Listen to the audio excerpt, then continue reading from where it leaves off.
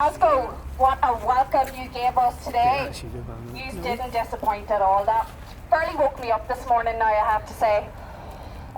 Before I start my oration, I'd just like to give my condolences to the family and friends of Peter Mitchell, that many of you may or may not know here today, of the Brenton Hughes band who died in recent days. I'd like to give my condolences.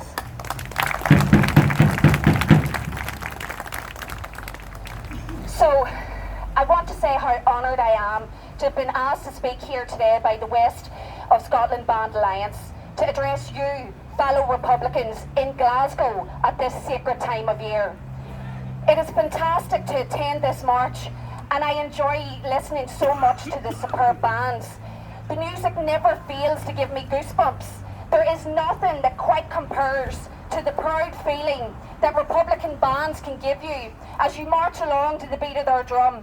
And the time and the effort that you all put into perfecting your talents have made you the first-rate musicians that we've all heard here today. And everybody give them a clap. They were absolutely fantastic.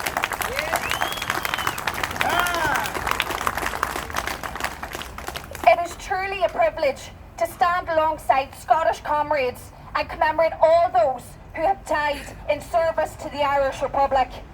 The Scottish can take pride in the fact that far from being sympathetic supporters of the Irish cause, you have been active participants.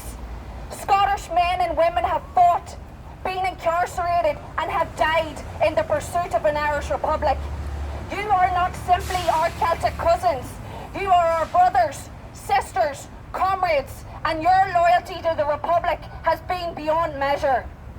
You gave Ireland your finest talent, and when Ireland needed you, you did not ignore her call.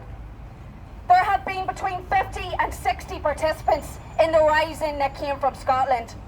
The majority of these made up members of Na Fianna Éireann. The second largest group comprised the Irish Volunteers of Glasgow and surrounding districts. They were collectively known as the Scottish Division of the Kimmage Garrison, attached to GHQ and comprising 1st Battalion A Company. Padraig Pearse called the garrison Ireland's first standing army since the days of Patrick Sarsfield. The Scottish contingent lacked neither militancy nor valour when compared to the local Republican units in Dublin during the Easter Rising. Several volunteers who had came from a land beyond the sea never returned. Charles Carrigan, a member of the Scottish Division, was killed in action, and of course, who is undoubtedly your proudest son, Edinburgh-born James Connolly, was executed while wounded and strapped to a chair as Commander-in-Chief of the Republican forces. The contribution made by Scottish volunteers was quite considerable. They had the highly dangerous task of shipping arms, munitions, and men from Scotland from 1915, including a significant amount of the small arms and all of the explosives used in the rising. Indeed, without this war material, Sean McDermott claimed that the Easter Rising could not have happened. Such was the esteem in which our Scottish comrades were held. On the first anniversary of the Rising in April 1917, over the ruins of the GPO in Dublin, a volunteer from Glasgow, Paddy Moran, hoisted the tricolour. This was the same volunteer Pearse had nominated to hoist the flag of the Irish Republic over the Republican headquarters. Today, that notable relationship between Irish Republicans and our comrades, the Irish diaspora in Scotland, continues. The significance of this relationship has not waned, but indeed grown in strength and importance as time has passed.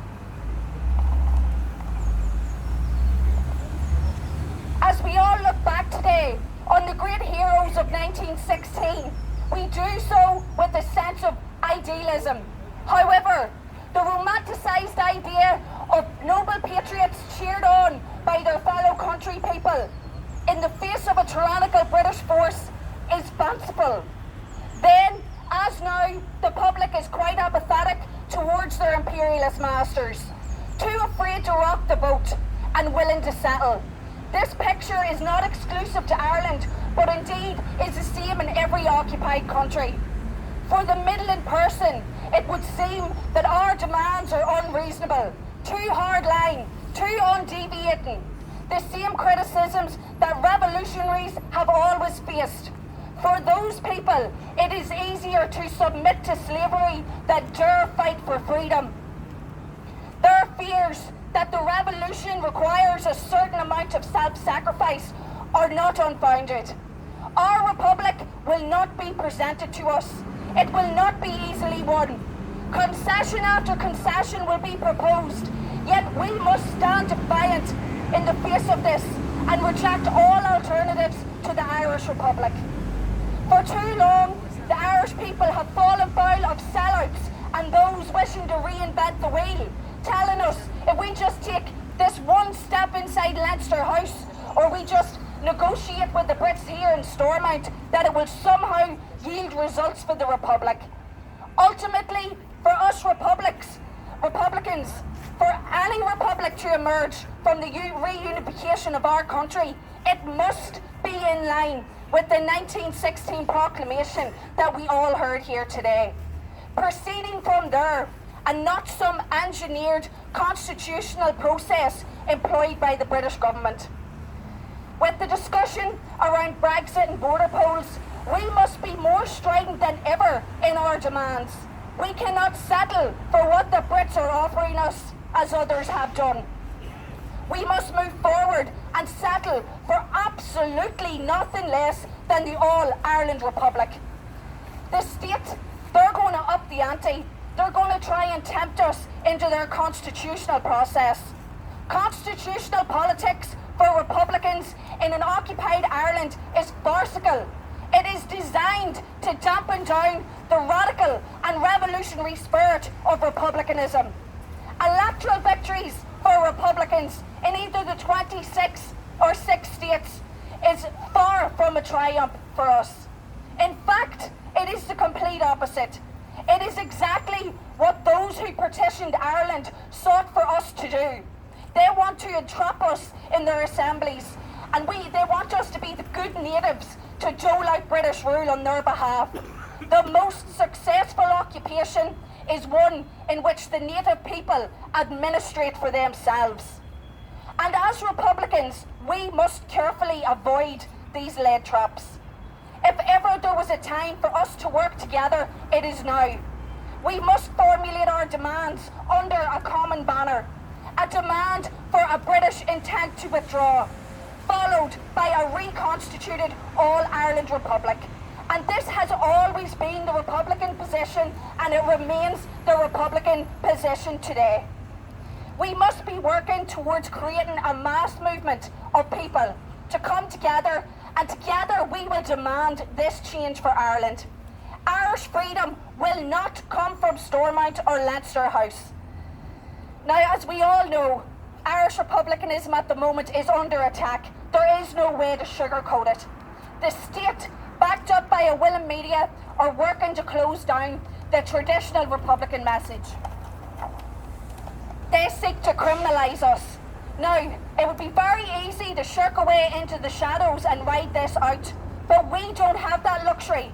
We have a duty to our country, and as always, we will do our duty.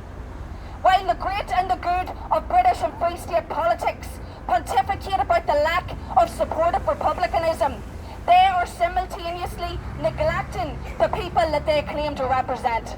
The welfare of the Irish people is not a concern for them at all. They use and abuse the Irish people to get votes, to keep them in power, and to the life of luxury to which they are accustomed. They systematically lie, be it the bedroom tax or water charges, yet due to the lack of understanding of a Republican alternative, the people keep voting these people in. And how could any Irish person feel but be persuaded that republicanism is not relevant to them?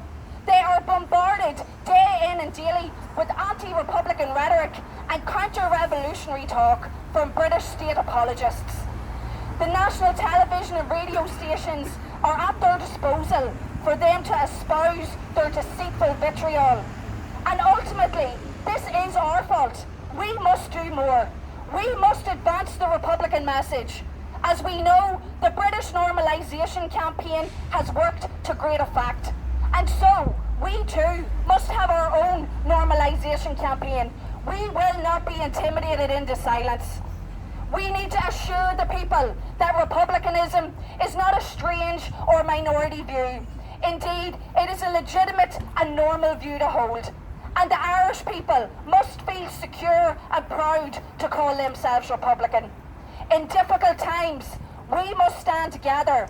We cannot allow our ideology to be bastardised and misrepresented without our strongest objections.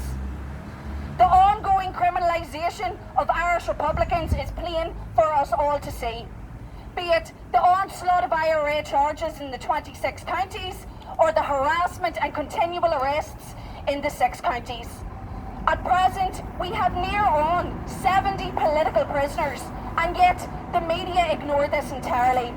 It is only through the good work of Republican activists like you, that our prisoners have any voice at all. As we leave here today, we must make a commitment to ourselves that we will redouble our efforts in the cause of freedom for all. Ireland watched with admiration and amazement as the Scottish people came together to fight for their independence via an independence referendum. And it is heartening to hear that another one may be in the offing in only a few short years. While I do not propose a referendum for Ireland, we're in an entirely different situation. I support wholeheartedly the Scottish people's will. And just as you have stood shoulder to shoulder with us throughout all these years, we too will not be found wanting in our support for your independence. And this time, you will win. And what a day of celebration that will be, and I'll be back in Glasgow for that day.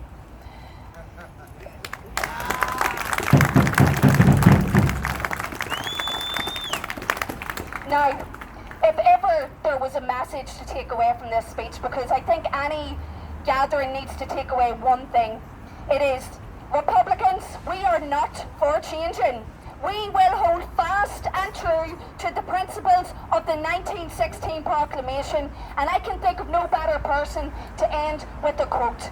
Dolores Price said, "It is in our DNA," and she was 100% right. A public debut, August Sarah.